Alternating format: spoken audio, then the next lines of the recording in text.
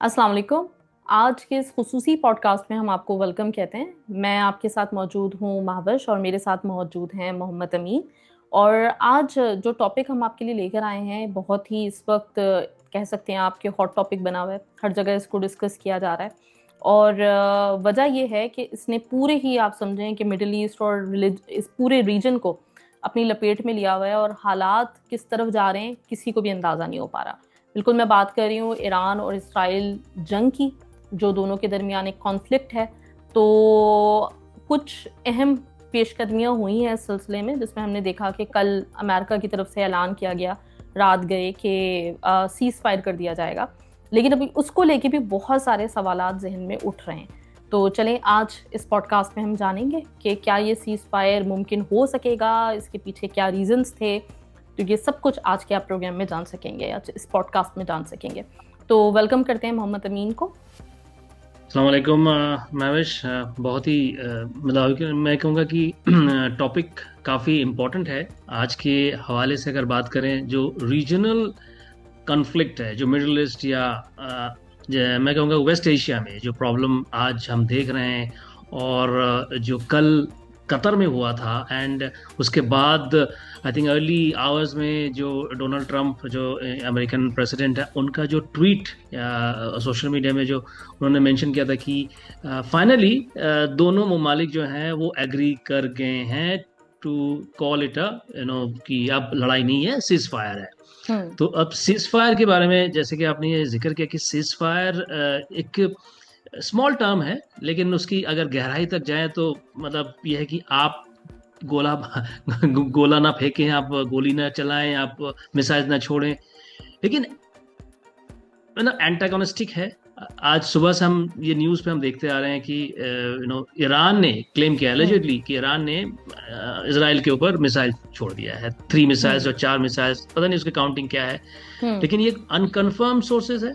और हम्म। दूसरी बात यह कि ईरान गवर्नमेंट, ईरान के डिफेंस जो मिनिस्ट्री है, उन्होंने भी इस बात को मतलब बिल्कुल वो खारिज कर दिया कि नहीं, हमने कुछ ऐसा किया नहीं है। हम्म। वहीं अगर देखें कि इसराइल की तरफ से उन्होंने भी आज काफी कुछ मिसाइल छोड़ दिए, तो यहाँ पर डोनाल्ड ट्रंप साहब जो हैं काफी नाराज हो गए हैं इसराइल नाराज से। है।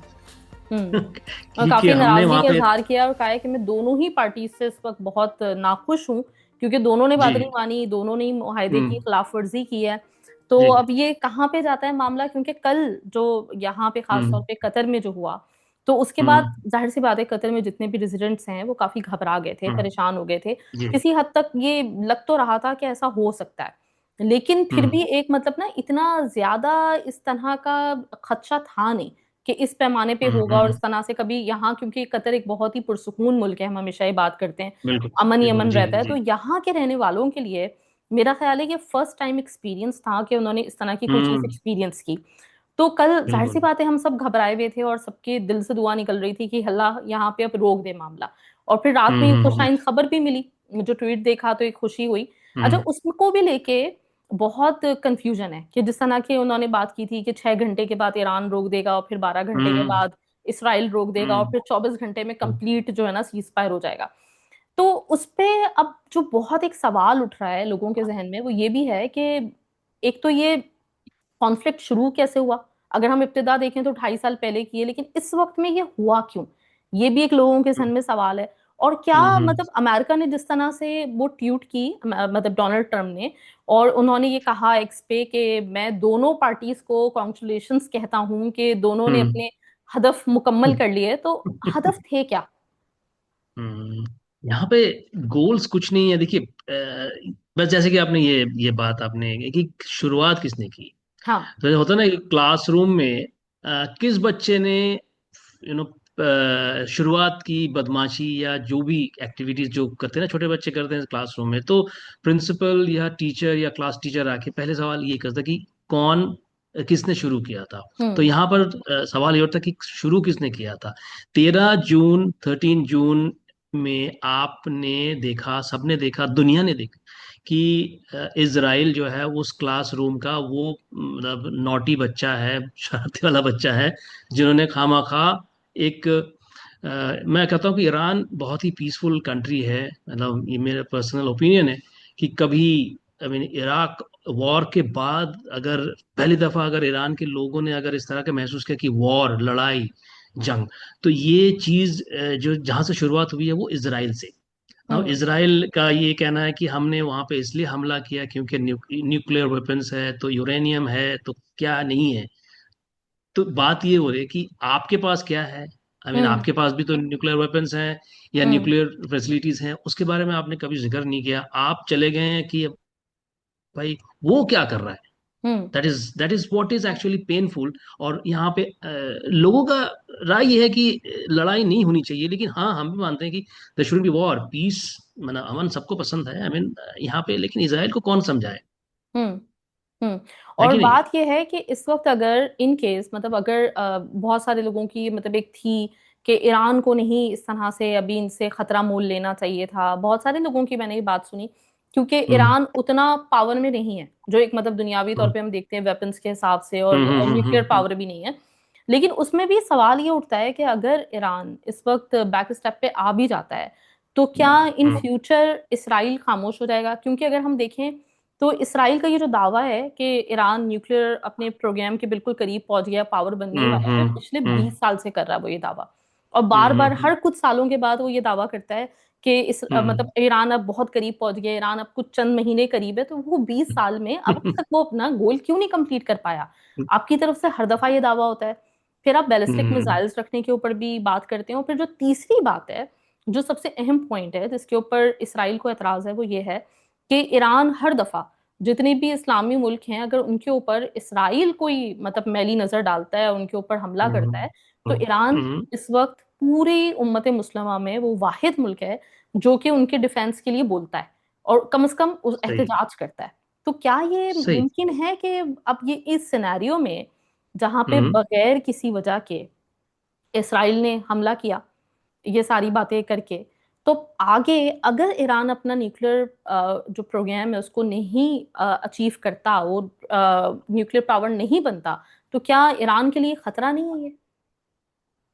इसमें मतलब इस बात की मतलब मैं सहमत हूँ। आप जो भी आपने अभी कहा ना, मतलब उसमें रियली एक थॉटफुल अंदाज है कि 20 साल से आप एक ही पोएम जो है वो आप रोज रोज रोज वही आप बोलते आ रहे हैं कि हम्म। ईरान के पास न्यूक्लियर वेपन है, ईरान के पास यूरेनियम है। लेकिन आपके पास क्या है, जैसे मैंने अभी आपसे कहा कि उनके पास क्या है, ये कौन देखेगा या कौन उनसे कहेगा। हम्म। नाउ ईरान की जो बात है, ईरान, मैं यहाँ पे कोई इस्लाम की कोई डिविशंस की बात नहीं कर रहा हम्म। हूँ, विच आई फील ऑलवेज फील कि ईरान में वो दम है जो कि बाकी मुल्कों में नहीं है। आई हम्म। मीन एक वाहिद मुल्क है जो हमेशा राइट्स के लिए, आई मीन चाहे इस्लामिक राइट्स बोलिए या लोग कुछ और कहेंगे कि फ्रीडम, फ्रीडम, हम्म। ईरान में फ्रीडम नहीं है। फ्रीडम की डेफिनेशन क्या है, what is the definition of freedom. तो हम्म। इस्लाम में फ्रीडम कुछ और है, जो कि खोमेनी साहब बना के गए 1979 पोस्ट रेवोल्यूशन के बाद, Iran became an Islamic country. तो वो उस प्रिंसिपल्स पे चल रहा है, एंड डिफेंस के लिए उनको जो जो चीजें चाहिए, and that what Iran is going after that, कि अपने आप को प्रोटेक्ट करने के लिए। देखिए कहाँ ईरान की ज्योग्राफिकल पोजीशन, देखिए कहाँ पर है। Hmm. Always there is a threat. और लोग हम्म। कहते हैं कि वो फलाने बिलीवर हैं या फलाने फेथ के हैं, मुसलमान हैं, हम्म। क्या कहते हैं कि अल्लाह को मानते हैं, रसूल हम्म। को मानते हैं, कुरान में बिलीफ है। तो दैट्स इट, फाइनली है कि उम्मा की बात हो रही है कि they are fighting for the उम्मा। हम्म। यहाँ पे सबसे ज्यादा की टेरिटोरियल गेन, टेरिटोरियल डिसएडवांटेज की बात नहीं है कि हम्म। ईरान कुछ कब्जा करना चाह रहा हो। ईरान बेसिकली एक अपना पर्शियन रेवोल्यूशन या पर्शियन हिस्ट्री को उठा के देख लीजिए कि दे आर सो पावरफुल। अपने मतलब अपना जो आइडेंटिटी है, जो आइडेंटिटी को बचाने के लिए वो कुछ कर सकते हैं, then Iran is only country जो इनके अगेंस्ट में पावरफुल जवाब देना, स्ट्रांगली उनके अगेंस्ट में खड़ा होना, आई थिंक ईरान के अलावा और कोई नहीं है। हम्म। और जब भी मतलब जैसे आप यूएन का किरदार देख लें, तो यूएन जो बना था जो वर्ल्ड वॉर 2 के हम्म बाद, तो उसका किरदार यही होना था कि हम्म उसने बैलेंस ऑफ पावर को मेंटेन रखना था। अगर हम इस हम्म वक्त देखें तो आप देखें कि आपको कहीं पे भी बैलेंस ऑफ पावर वाली जो एक थ्योरी थी वो आपको नजर ही नहीं आ रही है। मतलब इस वक्त में डेमोक्रेसी भी दम तोड़ गई है, जिसके लिए सबसे ज्यादा हम्म मतलब अमेरिका का एक डिमांड होती है, डेमोक्रेसी हम्म डेमोक्रेसी और ये सारी चीजें। हम्म तो इस वक्त में आप देखें तो डेमोक्रेसी की वॉयलेशन सबसे ज्यादा अमेरिका की तरफ से नजर आ रही है, जब उनका दिल चाहता हम्म है, या इसराइल की तरफ से नजर आ रही है, जो कि एक तरह से अमेरिका का ही हम्म राइट हैंड है। जो उसने करना होता है वो वैसे ही कर रहा होता है। अब एक तरह से बिल्कुल। अमेरिका पपेट बना हुआ है। तो हम्म आप एक तरफ डेमोक्रेसी का मुतालबा रखते हैं, और कई मुल्कों के ऊपर आपने इसलिए हमला किया कि वहां पे डेमोक्रेसी की वॉयलेशन हो रही है, और दूसरी तरफ आप किसी की भी जो उसकी सालमियत है या उसका जो भी उसका इंटरनल जो कॉन्फ्लिक्ट है, अभी जैसे उन्होंने डोनाल्ड ट्रंप का एक बयान और भी था बड़ा मुज़ाहिका खेज, मैं उसको कहूंगी कि हम्म उन्होंने कहा हम्म कि ईरान अगर ये जो रिजीम है इसके साथ दोबारा से ग्रेट ईरान नहीं बन सकता, तो हम्म इसको चेंज हो जाना चाहिए गवर्नमेंट को। तो डेफिनेशन क्या है ग्रेट होने की? डेफिनेशन क्या है? मतलब आप किसको इस वक्त, गजा को ग्रेट समझते हो, या बाकी जो मुस्लिम मुल्क है उनको ग्रेट समझते हो? किसको ग्रेट हम्म। समझते हो? देखिए, आपने जैसे कि यूनाइटेड नेशंस के बारे में आपने जिक्र किया है, तो लेकिन इसमें थोड़ा सा आप पीछे जाइए। यूनाइटेड नेशंस की फॉर्मेशन कब हुई है? मैं विश वर्ल्ड वॉर 2 के बाद। बिल्कुल। ठीक है। यूनाइटेड नेशंस हेडक्वार्टर कहाँ पर है? हाँ। New York city. या। बस जवाब वही है कि हम्म। यूनाइटेड नेशंस सालों से सिक्योरिटी काउंसिल हम सुनते आ रहे हैं, बचपन से सुनते आ रहे हैं कि फिलिस्तीन और इसराइल, यहाँ पर ये प्रॉब्लम आज की नहीं है, 70 साल पुरानी हो गई ये बात, इस बात को। और मजीद इस चीज को और ज्यादा अगर आज देखें, लास्ट 10 ईयर्स 15 ईयर्स बहुत ज्यादा एग्रेसिव हो चुके हैं ये लोग। हम्म। एंड सिक्योरिटी काउंसिल में कौन कौन लोग नहीं बैठे हुए हैं? हम्म। दुनिया के तमाम G8 नेशंस कह लीजिए, दुनिया के तमाम पावरफुल नेशंस कह लीजिए, सब बैठे हुए हैं। लेकिन कोई फिलिस्तीन के फेवर में या गाजा के फेवर में बात हम्म। नहीं कर रहे हैं। यही एक चौंकाने वाली बात यह है कि then फिर ये सिक्योरिटी काउंसिल है क्या? आई मीन यूनाइटेड नेशंस किस लिए है? हम्म। कि आपके चार्टर क्या है? आई मीन हम्म। किसी की कंट्री में आप घुस के मार रहे हैं। फॉर एग्जाम्पल ईरान की बात लीजिए। हम्म। इसराइल को तो पहले टोकना चाहिए था, इसराइल को तो बैन कर देना चाहिए था। अगर रशिया को अगर आप सैंक्शंस करते हैं कि यूक्रेन में आपने हमला किया, यूक्रेन के ऊपर आपने 2022 फरवरी से अचानक हमला बोल दिया, तो आप उनको बैन कर रहे हैं। आपके मुल्क में कोई बिजनेस नहीं है, कुछ नहीं है, तो फिर आप हम्म। इनको क्यों वो क्या कहते हैं, एक एडवांटेजियस पोजीशन दे रहे हैं? क्या हम्म। बात है? तो बात वही हम्म। इकोनॉमी की बात है। आपका हम्म। मुल्क चलाने वाला कौन है? सारे जो जो जो तिजारत है, जो बिजनेसमैन है, जो पैसा इन्वेस्ट करने वाला है, सब आपके ही हैं। हम्म। अच्छा, अभी आपने बात यही की ना। सैंक्शंस की। तो अभी जो ये हम्म 12 दिन पहले जंग शुरू हुई, तो उसके 2 दिन के बाद हम्म 13 जून को जैसे हुई है, तो गालिबन कोई 15 या 16 जून को जो है मुज़ाकरात होने थे, ऑन टेबल बैठना था जी ईरान को और अमेरिका को। और वो उसका यही जी। रीजन था कि न्यूक्लियर प्रोग्राम पे जो भी इनको खदशात हैं दुनिया को, कि ईरान बना लेगा तो हम्म उसके बाद क्या होगा, तो वो बैठ के बात करनी थी, उस मामले को रिजॉल्व करना हम्म था। लेकिन आपने उससे 2 दिन पहले आपने हम्म, हमला कर दिया, मतलब बगैर किसी चीज के। फिर दुनिया में बिल्कुल कहीं पे बिल्कुल। भी होता है तो आप किसी के ऊपर डायरेक्टली ऐसा अटैक करने का मतलब आपको इजाजत है ही नहीं। आपको नहीं डेफिनेटली है। पहले आप सैंक्शंस लगाओगे, आप इन्वेस्टिगेट बिल्कुल। करोगे, आपके पास किसी किस्म की हम्म कोई इंफॉर्मेशन नहीं थी और आपने अटैक कर हम्म दिया। अच्छा, अभी बड़े हम्म मजे की जो खबर, जो जैसे अमेरिका का दावा था जब हम्म उन्होंने अटैक किया है ईरान के ऊपर, तो उस वक्त अमेरिका ने ये बात बोली कि हमने इनके 3 प्लांट्स इंक्लूडिंग फर्दो, जो कि ज्यादा मतलब जो है वो, हम्म जहाँ पे उनके हिसाब से वहां पे वेपन्स थे या बहुत रिच साइट थी वो उस हिसाब से, हम्म तो उसको तबाह हम्म कर दिया है। तो अभी वीडियो एक रिलीज हुई है जिसमें पता चला है कि 2 दिन पहले वहां पे जो कुछ भी था वो ट्रांसफर किया जा रहा था ट्रक्स के थ्रू, है ना? तो या तो ये हाँ, कि अमेरिका ने इन्फॉर्म कर दिया था ईरान को पहले, या ईरान को खुद से पता चल गया था। तो जब ऐसा हम्म था और सैटेलाइट का दौर है, आपको कैसे नहीं पता हम्म चला? आपने फिर वहां पे हमला ही क्यों किया? हाँ। तो बात यह है कि जब ये जैसे आप जिक्र कर रहे हैं कि वीडियो आपने देखा कि दे आर ट्रांसफरिंग, मतलब वहां हाँ। से वो ऑलरेडी यूरेनियम और जो भी सामान है फॉर द न्यूक्लियर वेपन्स के लिए वो हटा चुके हैं। तो ईरान, मैं हमेशा कहता हूँ कि ईरान अगर क्योंकि ईरान की पोजीशन सेंट्रल एशियन कंट्री है, वेस्ट एशिया तो है नहीं। हम्म। तो वेस्ट एशियन कंट्रीज के मुकाबले में वाहिद अगर ईरान को अगर देखिए थोड़ा सा, क्योंकि एक हिस्ट्री है, सोच है, दिमाग है, पढ़े लिखे लोग हैं, तो वो तो कोई ऐसा मतलब पपेट बनने के लिए तैयार नहीं था ना। हम्म। उनका भी तो इंटेलिजेंस या उनका भी कुछ तो दिमाग है कि they are under threat, always under hmm. The sanction of United Nations, कि आप न्यूक्लियर वेपन्स बना रहे हैं। तो ऑब्वियस बात यह है कि वो वहां तो रखेंगे नहीं, आइए आप हमारा इसको तोड़ दीजिए। साइंटिस्ट को मरवा दिया इन्होंने, साइंटिस्ट को मतलब साइंटिस्ट को भी मार दिया इन्होंने हम्म। इसराइल के जो अटैक हुए हम्म। तो। लेकिन उनके पास second layer third layer of scientist हैं जो इस हम्म। चीज को मुकम्मल कर सकते हैं।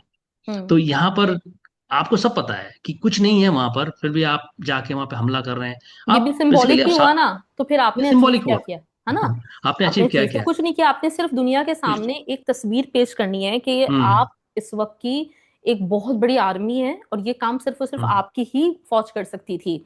तो आपने ये बिल्कुल। पैगाम इस तरह से देना था। इसके अलावा कोई और रीजन समझ में नहीं आ रहा। और फिर उसके इस सारे के सारी चीजों के बाद आप सीज फायर का ऐलान करते हो, जो भी आपकी हम्म। कोई बात नहीं सुन रहा। तो इस वक्त आपको नहीं लगता कि अमेरिका अपनी हम्म। पोजीशन को दुनिया में ज्यादा एक तरह से मजाक बनवाता जा रहा है? और क्या आने वाले वक्तों में अमेरिका को कोई सुनेगा, जैसे अब तक अमेरिका चलाता आ रहा है चौधराहट? बिल्कुल अभी नैर बिल्कुल बिल्कुल ये बात एकदम जायज है कि अमेरिका पहले जैसी बात होती थी कि अमेरिका ने कह दिया या यूएस ने कह दिया तो मतलब वो एक लकीर है कि इसको हम्म। फॉलो करना है। लेकिन आज देखिए जो सीज फायर की बात हुई थी पिछ आई मीन अर्ली मॉर्निंग आज मंगलवार के दिन जो बात हुई कि डोनाल्ड ट्रम्प यूएस प्रेसिडेंट वो कहते हैं कि सीज फायर मतलब आप हम्म। दोनों पार्टी जो है सामने आइए बैठिए। लेकिन उनको भी एक तरह से देखा जाए तो उनको भी नहीं मानना चाह रहे हैं हम्म। जो इसराइल में बैठे हुए हैं। तो बात यह है कि अथॉरिटी के ऊपर चैलेंज है एंड वो अथॉरिटी मुझे लग रहा है कि इनके पैरों के नीचे जो जमीन है वो थोड़ा सा अ, खिसकता नजर आ रहा है एंड वो नैरेटिव ही नहीं है। अब इसराइल की बात करें कि जैसे कि आपने कहा कि ईरान पे हमला किया कि there is no nuclear weapon, तो आपका नैरेटिव क्या है? नैरेटिव कुछ भी नहीं है, बस आप खोखले हैं, आपको करना है। बिकॉज आप आपका जो बेसिकली जो मास्क है वो मास्क जो है उतर चुका है। इनफैक्ट बेंजामिन नेतन्याहू के अगेंस्ट में बहुत सारे केसेस हैं हम्म। इन इन इन इन हम्म। इसराइल। उनकी हम्म। वाइफ के अगेंस्ट में पता नहीं क्या क्या करप्शन केसेस हैं। तो ये चीजें हो रही है कि वर्ल्ड लीडर्स चाहते हैं कि कुछ एक करके मतलब एक्चुअल पिक्चर को मतलब पीछे रख दें और ये सब बता दें कि डाइवर्ट करने के लिए पब्लिक अटेंशन को थोड़ा सा हटाने के लिए लोग इस तरह का करते हैं। और इसराइल का जो नो जो जिस तरह से वो ईरान पे अटैक करके सबका मतलब पूरी दुनिया जो है ईरान और इसराइल के बारे में बात करें, लेकिन कोई इसराइल के बारे में नहीं बात कर रहा है कि भाई आप गजा में क्या कर रहे हैं, आप फिलिस्तीन में क्या कर रहे हैं, कौन सा महान काम आप कर रहे हैं जिस पे आपके लिए हम कुछ मतलब कह सकें। हम्म। अच्छा, जो बात हमने जहां से शुरू की थी, जी। वो बात जी। सीज फायर की, कि इसराइल ने क्लेम किया कि ईरान ने जी। दोबारा से सीज फायर वॉयलेशन की है और वो जी। दोबारा मतलब ना हमला कर रहा है। तो हम उस पे तेहरान के ऊपर वो जोरदार जवाब देंगे जो कि दुनिया देखेगी। हम्म। हम्म। तो यहाँ पे हम्म। एक जो लोगों के दरमियान डिस्कशन हो रही है और सारी बात हो रही है, वो ये भी है कि इसराइल चाह रहा है अमेरिका को ज्यादा से ज्यादा इन्वॉल्व करना। लेकिन अमेरिका, क्योंकि एक आवाम का प्रेशर भी है और भी दीगर चीजें होंगी, हम्म। क्योंकि इकोनॉमी का भी हमें हाल पता है अमेरिका की। तो अमेरिका इस जंग का हिस्सा नहीं बनना चाह रहा, अभी तक लग रहा है। मतलब थोड़ा सा वो एक सिंबॉलिक उसने किया और उसके बाद वो पीछे हटना हम्म। चाह रहा है। तो हम्म। लेकिन हम्म। इसराइल ये चाह रहा है कि अमेरिका उसको लीड करे, जैसे वो हर दफा करता रहा है हर जगह पे इसराइल के हम्म। मौकफ को। तो अब ये वाला जो मामला है, क्योंकि ईरान के लोग तो टफ लोग हैं, उनकी जिंदगी में वो हम्म। लग्जरी और वो एक अरसे से जंग लड़ रहे हैं, उनकी हिस्ट्री है पूरी जंगों की। इसराइल सरवाइव हम्म। कर सकेगा अगर ये सारी चीजें होती हैं और ईरान जैसे हमले किए जा रहे हैं उनके ऊपर? तो ये सरवाइव हम्म। कर सकेगा? उसकी आवाम जो हालत हम देख रहे हैं उन लोगों की, तो ये हम्म। इनका हो सकेगा कि ये आने वाले दिनों में ये सरवाइव भी कर पाए? मुश्किल लग रहा है मुझे महविश, क्योंकि देखिए ना कंट्री जैसे कि इसराइल में भी मतलब लोग जो है परेशान हैं, जो जूस पीपल हैं, यहूदी लोग हैं, उनमें मैं हमेशा ये मानता हूँ कि एक सोसाइटी में अच्छे लोग भी होते हैं, बुरे लोग भी होते हैं।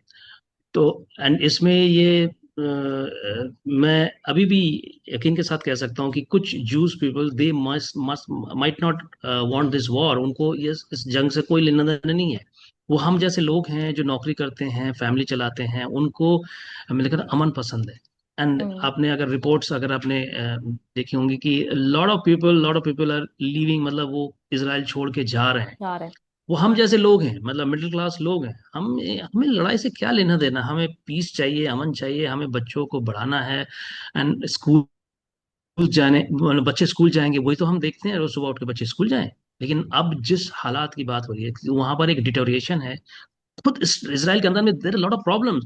लेकिन ये यही बात है कि मीडिया, इजरायली मीडिया कभी भी आपको ये नहीं बताएगी कि हमारे हम्म। मुल्क में ये प्रॉब्लम है। जैसे कि ब्लैक ब्लैक जूस हैं इसराइल में, फ्रॉम हम्म। इथोपिया, जो वर्ल्ड वॉर 2 के बाद लॉट ऑफ ब्लैक अफ्रीकन्स जो कि चल के आए थे इसराइल में, बिकॉज उनके लिए एक प्रॉमिस्ड लैंड बताया गया था। लेकिन हम्म। आज के डेट में जो आई मीन जैसे कि हम अपने सब कॉन्टिनेंट में देखते हैं कि नीचे क्लास, आई मीन नीचे तबके के जो लोग हैं, उनको सोसाइटी में ज्यादा वो नहीं दी जाती है कि भाई आप पीछे रहिए। चाहे वो हम्म। स्कूल एडमिशन हो, चाहे वो इवन अपार्टमेंट्स में भी अगर कोई काला डार्क स्किन अगर कोई यहूदी है तो उस अपार्टमेंट में गोरा यहूदी नहीं रहता है, उनको भगा दिया जाता है। तो ये तो हालात है उस कंट्री की। अब ऑब्वियस हम्म। बात है कि आप ये जबरदस्ती का आप लड़ाई कर रहे हैं। और मतलब एक कहते हैं कि जब जो होता है ना कि एम्परर नेरो, जो रोमन बादशाह, जो कहते हैं उन्होंने अपनी जो है बादशाह जो है वो खुद ही खत्म कर दिया था, जला दिया था। हम्म। तो वैसे ही जब आपके दिमाग खराब हो जाए, आपके पास कुछ एक नैरेटिव नहीं है, एक कोई गोल नहीं है, देयर इज नो गोल, गोल नहीं है, हम्म। तो आप एक उस तरह से हरकतें करते हैं कि इस पे लड़ाई लग दो, उस पे मारो, उसको काटो। तो Israel has lost completely out of mind, उनके पास अब दिमाग नहीं रहा है एंड सिर्फ एग्रेशन है। ये तो मैं हम्म। समझता हूँ, हम्म। है कि नहीं? बिल्कुल बिल्कुल ऐसा ही है। तो आखिर में बस हम इसको थोड़ा सा मतलब जो पॉइंट्स हैं, और आप सीज हम्म फायर देख रहे हैं नहीं देख रहे हैं, आपको क्या लग रहा है कि ये जंग 12 दिन हम्म के हम्म हम्म, बाद, हम्म, जैसे कि जी। डोनाल्ड ट्रंप का एक अंदाजा था, वो कह रहे थे कि मैं दोनों हम्म। को मुबारकबाद दूंगा कि ये सालों भी चल सकती थी, लेकिन 12 दिन में ये जंग खत्म हो गई। तो बड़े मजे से हम्म उन्होंने वैसे एक्स पे जो है ना अपना पोस्ट किया है उन्होंने, मजे या का अंदाज था कि एकदम से हुआ और सब कुछ के बाद ओके, मतलब खेल हम्म खत्म हुआ, अब अपने अपने घर जाओ। हम्म तो अब जी। ये मामला जो है वो कहाँ पे देख रहे हैं हम लोग, और लगता है कि अब वाकई अमन हो जाएगा, ये अब ये सिलसिला तवालत पकड़ेगा? देखिए ये रीजन हमेशा वॉलेटाइल है, मिडिल ईस्ट, वेस्ट एशिया, अरब ममालिक, हमेशा से आई मीन कोई भी एक एक डिकेड उठा लीजिए जहां पे आपको लगे कि यहाँ पे कभी भी एक नॉर्मलाइज सिचुएशन आपने कभी देखा हो। हमारे हम्म। पहले हमारे बुजुर्गों ने भी देखा होगा, कहीं ना कुछ एक लड़ाई है ही है। एंड ये अरब पेनिनसुला की बात करें या वेस्ट एशिया की बात करें, तो ये जो सीजफायर की बात हुई है, एंड बीच में डोनाल्ड सर जो हैं उन्होंने दोनों बच्चों को संभाल के बोल रहे हैं कि आप जो है बदमाशी मत करें। हम्म। लेकिन उनकी भी इंटीग्रिटी है, ईरान की भी अपनी इंटीग्रिटी है। ईरान ने तो उसने कहा कि ये एग्रीमेंट नहीं है हमारे लिए, हम्म। हमने जंग नहीं छेड़ी, हमने तो कुछ नहीं कहा कि आप आपके मुल्क में जाके हमने कुछ अटैक कर दिया, ये इजराइल ने किया था। सो फॉर इजराइल के लिए ये सबक है कि आप इसको मानिए। और ईरान का कंडीशन आज भी है, आपने अरागची का अगर आपने वो ट्वीट देखा होगा, हम्म। तो अरागची जो फॉरेन मिनिस्टर है, तो उन्होंने हम्म। ये कहा कि कंडीशन है, अगर दोबारा अगर इसराइल इस तरह की हरकतें करे तो हम दोबारा आएंगे और हम हम्म। दोबारा इसराइल को सबक सिखाएंगे। सो हम्म। इट्स वॉलेटाइल है। एंड एक सीज फायर नाम के वास्ते एक सीज फायर वर्ड है, लेकिन उस सीज फायर को मानने के लिए I think lot of patience की जरूरत है, लॉट ऑफ इंटेलिजेंस की जरूरत है। एंड सबसे इंपॉर्टेंट बात है कि डिप्लोमेसी की जरूरत है, जो कि आज मुझे नहीं दिखता है। बिकॉज यहाँ पे ईरान अपने सॉवरेंटी को बचाने के लिए आगे खड़ा हुआ है। बिकॉज आप ही सोचिए हम्म। ना, मेरे घर पे कोई आके घुस के आके कोई मारेगा तो डेफिनेटली आप नहीं करेंगे कि सीज फायर कर लीजिए। तो सीज फायर करनी है तो हम्म। फिलिस्तीन के लिए सीज फायर होनी चाहिए। और मैं ये समझता हूँ कि अगर ये सीज फायर की बात हो रही है, तो हम्म। यहाँ पे जो मिडिल ईस्ट कंट्री है, स्पेशली कतर, जिस तरह की रोल कतर ने पिछले 15 सालों से दे हैव डन, बहुत ही अच्छे तरीके से जो लड़ाई कर रहे हैं उनको आगे बैठा देते हैं, टेबल पर आके उनके मुआहदा करवाते हैं। तो यहाँ पर कतर को ये चीज जो है दे शुड इनको बेचनी चाहिए, इस आइडिया को कि सीज फायर है तो फिलिस्तीन को भी लाइए और ईरान एग्जैक्टली। इसराइल को चाहिए। बिल्कुल, क्योंकि जब तक फलस्तीन का मामला हल नहीं होता तो वो सीज फायर ईरान की तरफ से मौकफ यही है कि नहीं हो सकता मुकम्मल तौर पे। और दूसरी जो बड़े हम्म मजे की बात थी, जो एक बात हो रही थी अनकंडीशनल सरेंडर की, तो ये तो समझ हम्म में आ गया कि अनकंडीशनल सरेंडर के लिए ईरान कभी भी तैयार नहीं होगा। कभी भी नहीं, कभी भी नहीं कभी भी होगा। तैयार नहीं कभी होगा। ना ना ना हम्म। स्पाइनलेस नहीं है, इतना मैं कह सकता हूँ। हम्म। ईरानियंस जो पर्शियंस हैं वो स्पाइनलेस नहीं है। वो हिस्ट्री में तो कहता हूँ कि आप हिस्ट्री बुक्स देखिए, पर्शियंस हम्म। की हिस्ट्री देखिए, और they are powerful powerful, educated हैं, नॉलेजेबल हैं, सेंसिबल हैं। और आई डोंट थिंक इस तरह के वो कभी भी हरकतें करेंगे, नहीं जी मैं तो मान लिया, बस जी मैं पपेट बनना चाहता हूँ। वो पपेट नहीं बनेंगे, हम्म। कभी भी नहीं बनेंगे। और सब बस आखिर में जाते जाते एक चीज जो और है, जो कि मतलब जी। ये कल जब हाँ, कतर के ऊपर हुआ था, मतलब वो बेसिकली कतर पे हम्म। नहीं हुआ, कतर में जो अमेरिकन जो उनका एयर बेस था, मिलिट्री बेस एयरबेस था, है उसके जी। ऊपर उन्होंने हमला किया था, और फौरन से अपॉलोजी की भी उन्होंने पोस्ट की हम्म। कि हमारा आपसे, आप हमारे भाई हैं और हमारा आपसे कोई भी इस तरह का कोई ना नहीं लड़ाई है है जी। ना झगड़ा है, कुछ भी नहीं है। तो और कतर भी इंशाल्लाह ताला लग यही रहा है कि इन मामलात को इसी हम्म। तरह से देख रहा है, कोई अपनी ईगो का या अपनी किसी तरह का ईगो का मामला नहीं है। नहीं बना रहा है। नहीं नहीं, बिल्कुल हाँ। नहीं। आज ही अभी शाम को मेरे ख्याल से मैंने अभी एक न्यूज़ अपडेट में मैंने मुझे देखने को मिला, पढ़ा मैंने भी वो भी, कि ईरानियन प्रेसिडेंट ने हिज हाइनेस शेख तमीम को फोन किया। सो उसका मतलब ये है कि वो मानते हैं कि अ, अगर कुछ मिस्टेक्स हैं तो एक भाईचारे के जरिए हम निपटा सकते हैं, क्योंकि ईरान और कतर ये दोनों almost like they are brothers, भाई हैं। हम्म। मतलब आइडियोलॉजिकल डिफरेंसेस और बात है, लेकिन यहाँ पर 2017 के बाद, ब्लॉकेट के बाद, आई थिंक हर कतरी ये समझता होगा और मानता भी होगा, ईरान की इज्जत भी करता होगा कि ईरान वाहिद मुल्क था उस टाइम में। और भी थे, कुवैत भी था, तुर्की भी था, लेकिन ईरान ने कतर को किस तरह से लॉजिस्टिक सपोर्ट दिया। और वो कैंपेन जो था अगेंस्ट कतर, किन कौन किन किन लोगों ने किया था, ये सबको हम्म। पता है। तो हम्म। ऑब्वियस है कि ईरान और ये कतर की जो ये थोड़ा सा मिसअंडरस्टैंडिंग है, कुछ डायलॉग के जरिए ही आई थिंक हो ही गया होगा। और आज जो दोहा में जो मुकीम ईरानियन एम्बेसडर है उनको बुलाकर भी समझा दिया होगा। एंड ये फोन कॉल जो अमीर के पास आया था, एंड शेख तमीम भी समझते होंगे कि हाँ कुछ तो है। ईरान के ईरान के हवाले से अगर मैं बात करूं, ईरान ने कतर पे हमला नहीं किया, बल्कि ईरान ने टारगेट किया यूएस एयरबेस को। बिल्कुल। तो इसी के साथ हम अपना ये पॉडकास्ट जो है ख़त्म करते हैं, और उम्मीद है इंशाल्लाह ताला कि आने वाले दिनों में जो हालात हैं वो अमन की तरफ ही जाएंगे और जी सारे मसाइल नहीं बिल्कुल। बनेंगे। और सबसे बड़ी उम्मीद ये है कि इंशाल्लाह ताला ये जो एक मुसलमानों के दरमियान इत्तेहाद है वो किसी तरीके से अल्लाह करे कायम हो जाए। ये उम्मीद रखते हुए इंशाल्लाह। चलते हैं, किसी किस्म की गलत फहमियाँ और इस तरह के मसाइल ना नहीं हो। हो जो उम्मत को मजीद बिखेर दें, तो इंशाल्लाह, और गजा का करेक्ट। मसला भी हल हो जाए, ये सारी की सारी चीजें इंशाल्लाह ताला। तवक्को यही है, बाकी आने वाले दिनों में जो कुछ होता है तो वो हम भी विटनेस करेंगे और आप भी विटनेस करेंगे।